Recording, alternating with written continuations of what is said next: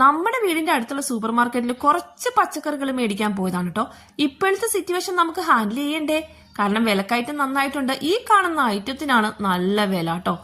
വില കണ്ട് എന്റെ കിളി പോയെന്ന് പറയാം. എന്നാലും നമുക്ക് എല്ലാ സാഹചര്യവും അതിജീവിക്കണം അല്ലേ? അപ്പൊ ഒരു സാമ്പാർ വെച്ചാൽ 2 ദിവസം സാമ്പാർ നമുക്ക് കഴിക്കാം. ചെറിയൊരു മീൻ വറുത്തതോ ഒരു പപ്പടമോ ഒക്കെ മതിയല്ലോ. അതുകൊണ്ട് ഒരു ദിവസത്തെ കറി സാമ്പാറാക്കാന്ന് വിചാരിച്ചേ. അങ്ങനെ കഷ്ണങ്ങളൊക്കെ വാങ്ങിച്ചുകൊണ്ട് വന്നു. ഈ വെണ്ടയ്ക്കൂട്ടൻ ഇല്ലാതെ എന്ത് സാമ്പാർ? ഒരു ഇതിലങ്ങ് കട്ട് ചെയ്ത് കേട്ടോ. ഇവന്റെ വില പോലെ തന്നെ ഇവന് അതുപോലെ തന്നെ കട്ട് ചെയ്തെടുത്തു. ഇനി ഒരു സാമ്പാർ ഉണ്ടാക്കി നമുക്ക് വെക്കണം. 2 ദിവസത്തേക്ക് സാമ്പാർ ആകുമ്പോൾ പിന്നെ കറി അന്വേഷിക്കണ്ടല്ലോ അല്ലെ? അങ്ങനെ സാമ്പാർ കുക്കറിലാക്കി അടുപ്പത്ത് വെച്ച് കേട്ടോ. ഇനി സാമ്പാറിന്റെ മെയിൻ കലാപരിപാടി അവസാനം കടുക് പൊട്ടിക്കലല്ലേ.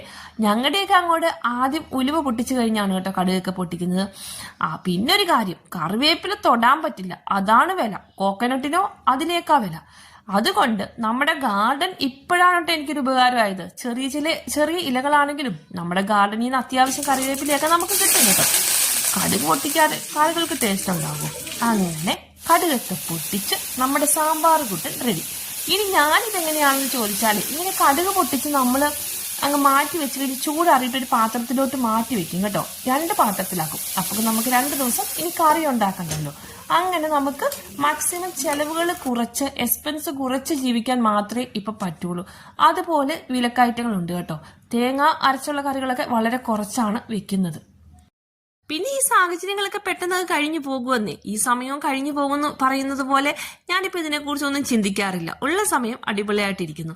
അപ്പം ഒരു ഉഴുന്നുവട ഉണ്ടാക്കാന്ന് വിചാരിച്ചു കേട്ടോ. 4 മണി സമയത്ത് എന്തെങ്കിലും ഒരു ചായക്ക് ഇടയ്ക്കൊക്കെ ഇങ്ങനെ ഉണ്ടാക്കും. ഉഴുന്നൊക്കെ നമ്മൾ നേരത്തെ മേടിച്ച് സ്റ്റോക്ക് ചെയ്തതാണ് കേട്ടോ. അപ്പൊ നല്ല ഉഴുന്നുവടയൊക്കെ ഉണ്ടാക്കി. പിന്നെ എനിക്ക് ഏറ്റവും ഇഷ്ടപ്പെട്ടൊരു സ്ഥലമാണ്, നമ്മുടെ മുറ്റത്ത് ഇങ്ങനെ ഒരു കൂടാരം പോലെ ചെറിയൊരു ഗാർഡനിങ് ഞാൻ ചെയ്തിട്ടുണ്ട് കേട്ടോ. ഇവിടെ ഇരുന്നാണ് ഞാൻ ചായയൊക്കെ കുടിക്കുന്നത്.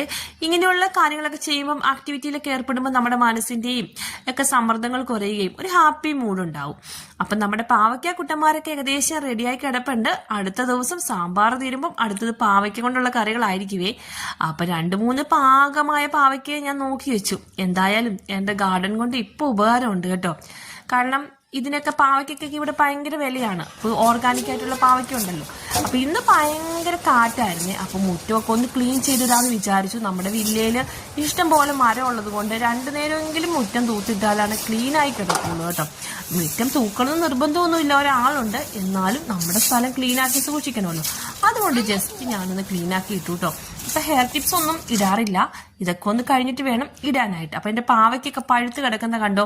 അപ്പൊ നല്ല കട്ടൻ ചായയാണേ, നല്ല മിന്റ് ഇട്ടിട്ടുള്ള കട്ടൻ ചായ. അപ്പൊ കട്ടൻ ചായയും നമ്മുടെ